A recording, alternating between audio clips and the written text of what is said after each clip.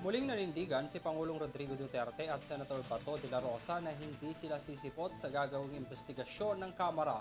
Ayon kay Duterte, dadalo lamang siya sa investigasyon kung ang korte na mismo ang magpapatawag sa kanya. Si Gab Cabonita para sa detalye ng balita. Gido ng hindi sumipot si dating Pangulong Rodrigo Duterte sa investigasyon ng karumal-dumal na war on drugs laban sa kanyang naging administrasyon.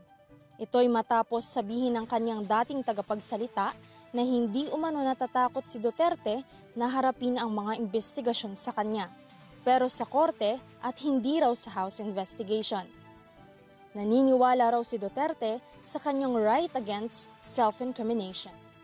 Giit naman ng House Committee on Human Rights, kasama sa iimbestigahan si Senator Bato de la Rosa dahil sa libo-libong namatay sa gyera ng droga sa ilalim ng kanyang panunungkulan bilang PNP chief.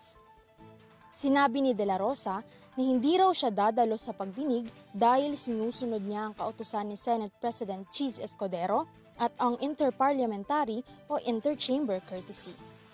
Pinabulaanan naman ni Escudero ang pahayag ni de la Rosa dahil susuportahan niya umano anuman ang desisyon ng senador, pero si de la Rosa mismo ang tumangging pumunta sa pagdinig.